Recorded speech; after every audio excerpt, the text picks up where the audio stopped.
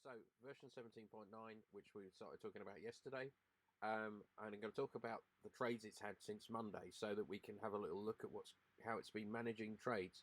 You can see the markets generally. If you look at Chief Yen, it's pretty horrible, isn't it? So we've got lots of things in place to stop us losing money and to enable us to have a chance to trade. It actually traded nothing yesterday until about 6 o'clock my time, something like that, and then it put a bunch of trades on, which all but two or something like that went safe. So that means that 23 pips it locked in the profit, and you can see what happened. GDP, it was this morning, they were all doing okay, and although it's slow moving overnight anyway, and basically sterling GDP came out, and of course that caused it to kind of go the other way for a while. As far as I can see, that's what's happened here.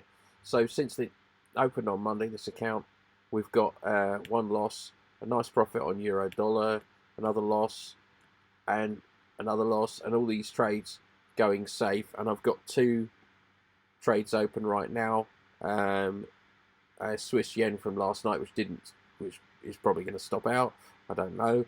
Although it does seem to have pulled back. In fact, I'm looking at Swiss yen now. Let's have a look at a faster time frame, see if we can see what's going on.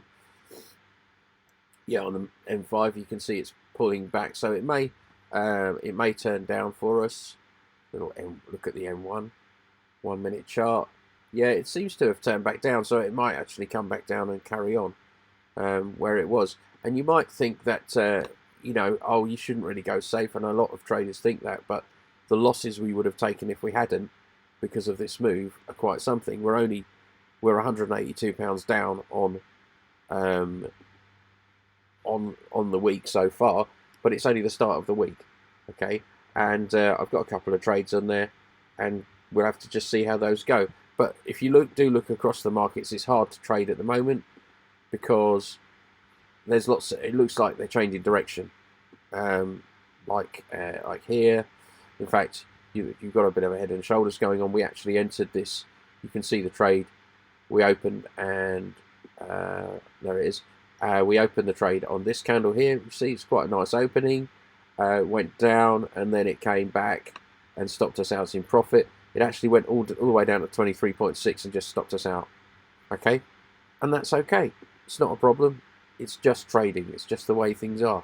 We're looking for more trades now in the next over the next few days, and I'm hoping that maybe one of these two will go to take profit. I only really need, with 17.9, I'm probably going to need one or two trades to go to take profit or near take profit to make a nice profit out of the week. I will be making lots of little profits out of the going safe thing, but also I'll be making profits on the way. So I don't need to make an awful lot of money. I think we'll probably be back over 50k from Monday very shortly. I know it doesn't. I mean, if you're new to trading, you're probably looking and thinking, it's not doing very well. I wanted to make $1 million overnight. And unfortunately, the Facebook adverts you see, especially, there are certain mobile apps, which I'll not name, but, you see them and they show you making a fortune in 3 seconds. And it's just not like that.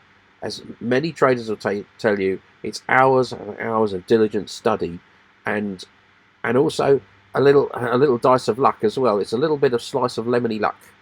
A little bit of slice of lemony luck in your trading that we also need. It's lovely. We can trade these lovely trends here going up. You can see, look at this lovely trend. If we trade that, we're going to make a lot of money. Okay, we're going to make a lot of money. We're going to get take profit again and again. But at the moment, we're in this mess because of what? FOMC about here last week. FOMC rocked the markets, and now everything's a bit undecided on where it's going. So it's difficult times to trade. This is robot killing territory. Okay, and I talk about that a lot. Things that kill robots are going sideways, like this. Changes of direction in markets. All kinds of things. And it's very difficult to tell when a market is going sideways. I mean, this is quite an interesting trade. There's an entry here, but it's just pulling back at the moment. I'm looking for more trades today.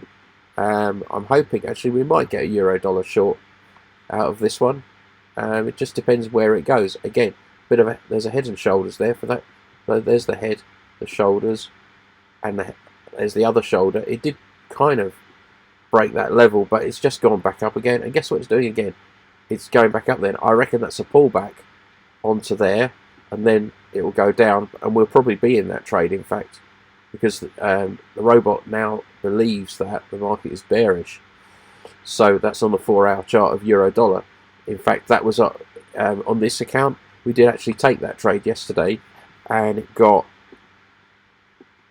£318 out of that. But because it turned back up again, it stopped it out and closed it out. I'd like to see a proper breakdown. I think once we're probably, maybe even this week, we'll be seeing movement into a new downtrend.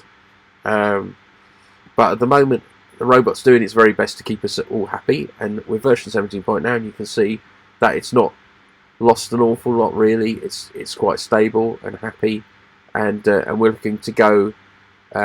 It's looking to go short now. After these nice uptrends, it's thinking about going into a downtrend. So we just need to wait for the markets to kind of catch up with us. Another trade there from last night. Just pop that onto there. So really, you know, it's like two candles. It was in and it was out, and it's done the right thing. I don't want to be in this trade. It looks like it's going back up again. I mean, it isn't. There is a nice downtrend going on there. It will probably easily achieve target if it re-enters. But we do have rules in place to stop it trading, to limit the trades. And the reason for that is if you get caught in a whipsaw, you don't want to keep putting the same trade on over and over again. It will kill your account. So it tends to work on building a basket of trades, but it'll also hold back on currency pairs where it's placed to trade and it's closed in profit, loss, or stopped out in profit. It will just hold back on trading that for a while, just to give the markets time, just in case we're in a box.